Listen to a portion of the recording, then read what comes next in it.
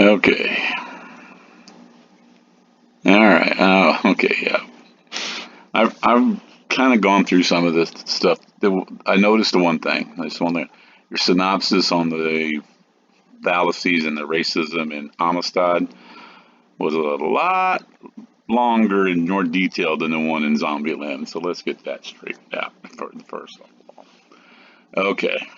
So when you discuss Amistad, uh,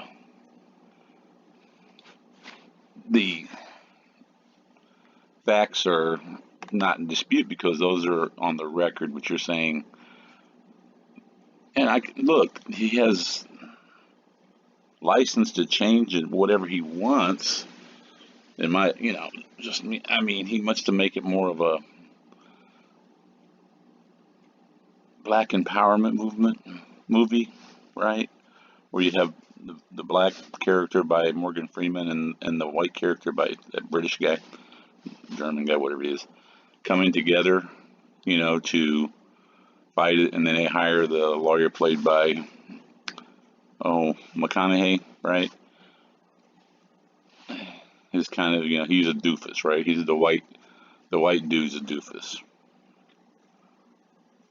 They say in the movie, they make him, you know, yeah, I understand the dung person, right? They make fun of him, called him names. The white lawyer, they call him names, and they're really respectful to the black man. They can't speak to him.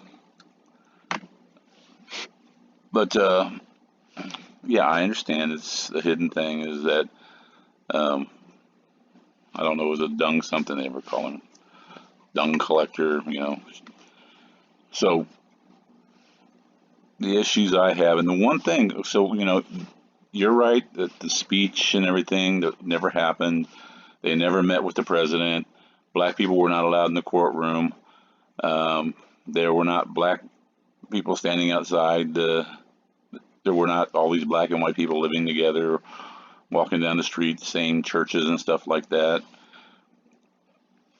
We're pretty sure. We don't know for sure because nobody was there. But um, they made up. He took a small story and blew it up out of proportion. He took license, right? But the one thing that you guys didn't point out, so this is where I get where it's super racist. He took Tappan, who at the beginning of the movie was the one that's, he says, well, would they be better off as martyrs, right, for the cause that, you know, his abolitionist cause, because he was an abolitionist, right? But in the movie that's out now, when you see it on TV, part of it was removed, and I wonder why you didn't discuss this. Okay, in the original film, and when the original, I have it on DVD. Okay, Spielberg put in there that Tappan, him and Morgan Freeman got into a fight in the buggy, right? When he said that they better off as martyrs, and I can't remember what exactly Freeman said to him, and then he said, "If you wish to make an enemy of me, blah blah blah." And then at the end of the movie, in the that what happened to them, right? He said that Tappan went on to become uh, not an abolitionist, but he become a racist, separatist person, and I was like, I just kind of wondered why they take that out. So I looked it up a long time ago. Tappan is in the Abolitionist Hall of Fame, and he never wavered from his belief that, slavery was, you know, immoral, um, against God's law, right? We're all created, we're all humans. That's what he thought. But Spielberg decided to make him out to be this bright, shining star. Spielberg decided, I'm going to take that bright, shining star and I'm going to shoot it out of the sky. Because even though he's in the Abolitionist Hall of Fame, he had his home destroyed because he was an abolitionist. He was persecuted by people that were, against I don't know, pro-slavery. And he was elected into the Abolitionist Hall of Fame. That Spielberg would shoot this man out of the sky and make up this thing, make up out of the blue. If he would have used like a name that didn't exist, right? If he would have chosen a name, but he didn't do his research. That's lazy. Or he did his research, right? Or he did his research and chose to tear down this white Christian man. So you tell me, why isn't it in the movie? Well, you remember the scene, right? And if you think at the end, when they talk about Tappan, that he went on later to become, right, he went on later to become pro-slavery and a racist later on, and that didn't happen. Did not happen. He's a liar. Spielberg's a liar. And that's, yes, the ones you pointed out were just, the courtroom scene, very dramatic courtroom scene, didn't happen. Even the basis of the lawsuit, if you know what they were fighting about, the Spanish who had their people killed wanted to get those slaves back so they could murder them, right? These African slaves that they went over and captured. Yeah, they make a good point. Yeah, part of it's accurate. I mean, part of it, yeah, the going over there and getting captured in the jungle because the large. Okay, we're not. Yeah, I know you. It's a very sensitive subject. Large tribes would capture smaller tribes, or even just use part of their own tribe and sell them to. These weren't Spanish; these were Portuguese. And the reason why is because Spain outlawed slavery, I think, in like 1820, but Cuba refused to go along with it. They said nope. Matter of fact, slavery was legal in Cuba like 20 years after our Civil War, and in Brazil, which is another one where a lot of the immigrants that we have in the United States now came from. A lot of black folk that are here now, a lot of African Americans, whatever, came here. They came from South America. They weren't like the ones that were here already. There were a lot more that came up after to escape slavery in Cuba and other South American countries. If people think it's portrayed that we are the last vestige of slavery on the planet, that was almost a turn of the century, like 35 years later, before Brazil abolished slavery. Yeah, you have to learn your history. Look, go ahead and look it up. But yes, Spain had abolished slavery, but they wanted them back because they had to get them back in some way, shape, or form, right? And that's the line they chose. And the lawyer for the slaves, who was paid for by Tappan, not the Morgan Freeman character, Tappan paid for his bill, went into debt to pay for the legal bills. He had to fight. People are like, well, why are you fighting on this odd ground, right? You're fighting for freedom. If you get sued in court or your dog pooping on a neighbor's yard, right? Yeah. Okay. Well, hear me out. If you get sued for your dog pooping in the neighbor's yard, the neighbor sues you for pooping on the neighbor's yard, you don't just take it to criminal court and say, well, I'm going to take it to criminal court. You got to go to civil court. You can't say, okay, we're going to take it to federal court for, the $35 in damage your dog did to their lawns. That's what this was. They had to fight in the venue where the state filed the charge, but the federal government filed to have the slaves returned. So they were in state court at that time. Remember, at that time, the federal government wasn't what it is today, right? And today, if something like this happened, it would go straight to federal court. But they were in state court. I mean, so the state court had to decide. They had to convince the state court. And the only way they could get the state court to say, well, these are property, give them back to us. And of course they lost, right? Now, if they'd have landed in Georgia, they probably would have won at that time. Or Carolinas probably would have said, okay, send them back. But they landed up north. They got far enough north. Which, yeah, you're right. Okay, what she's pointing out is that the captain of the boat is the idiot because he went from heavily endowed southern states and sailed up the coast until he got into where the free state, where there was not that much slavery at the time, hardly any slavery. I don't think it was, might have even been banned. I don't know. This is like 1839.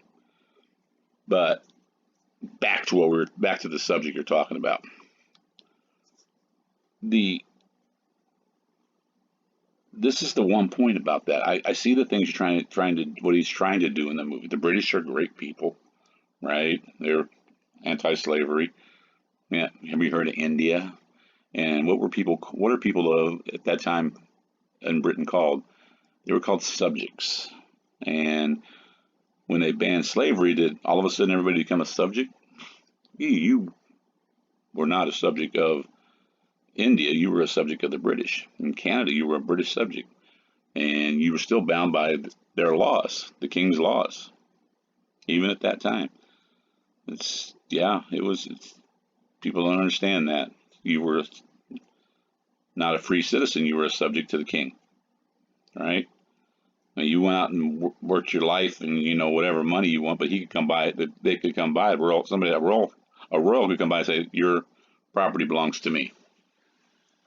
That's order signed by the king. Exactly.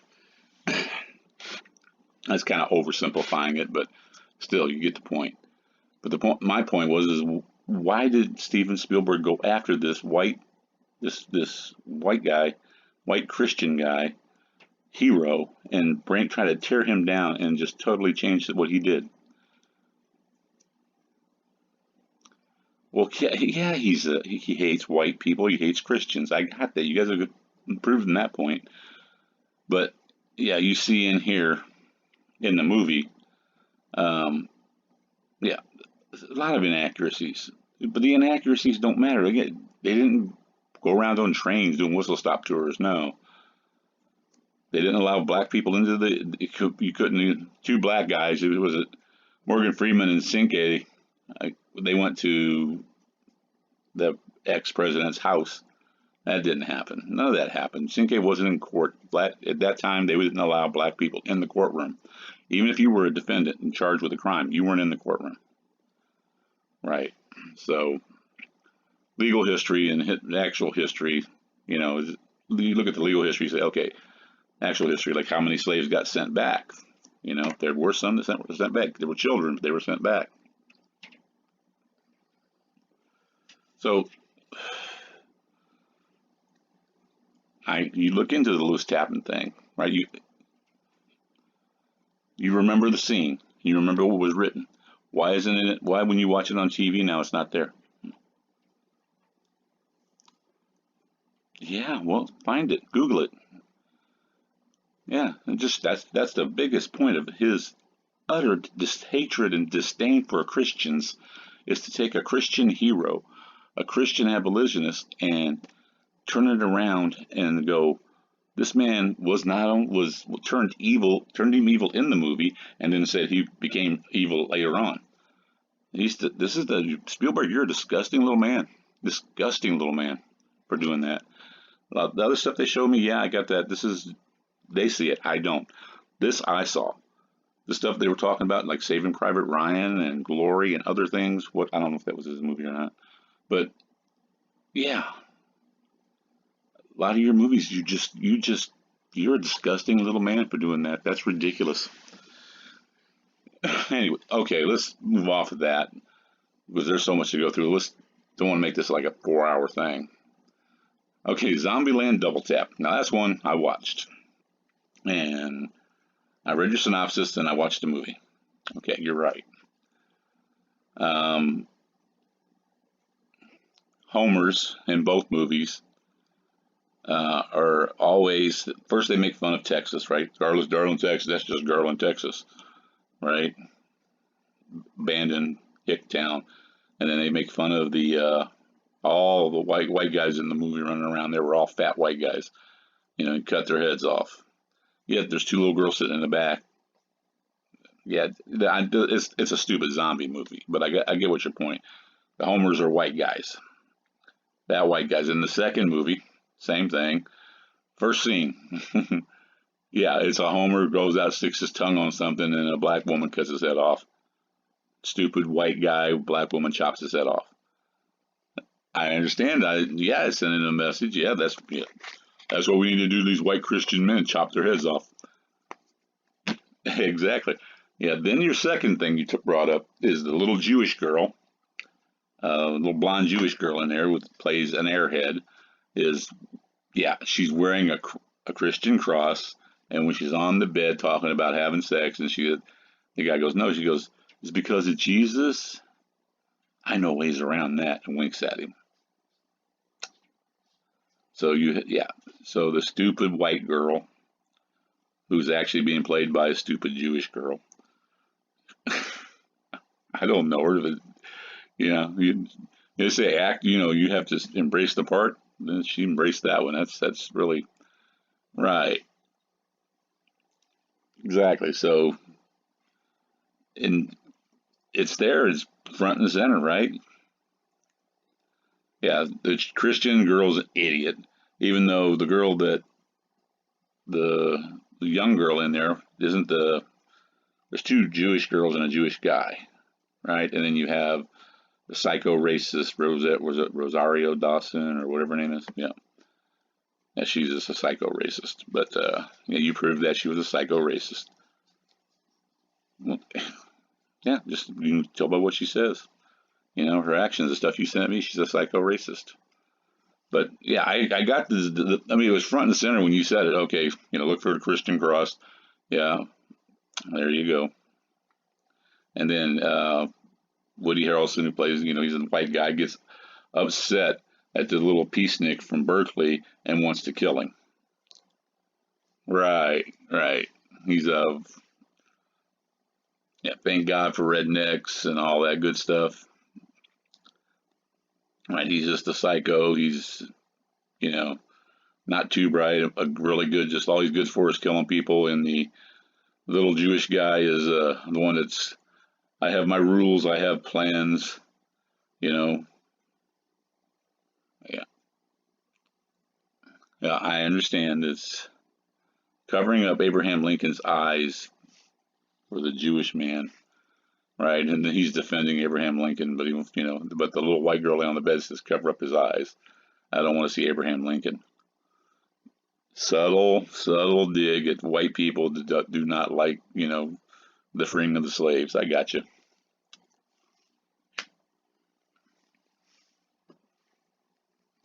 We can do a separate one on Saving Private Ryan because that was in the book. I don't know if Amistad was in. Did Amistad make it into the book? I know there was a discussion about it, but no. Okay, but I don't know.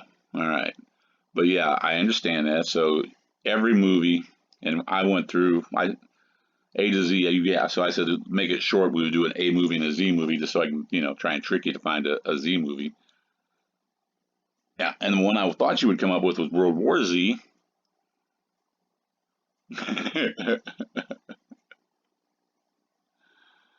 Yeah,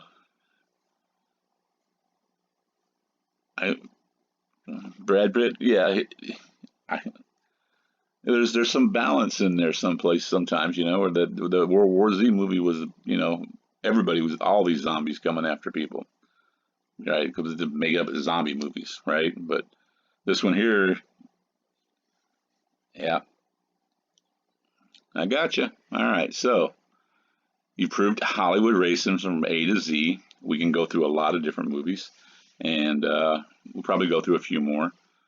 But I'm trying to keep this with under, about 20 minutes. So that's we're going to talk in talking about that one. But there, yeah, you can see the racism an A movie to a Z movie. And yeah, Steven Spielberg, one thing is that he is a racist POS. All right.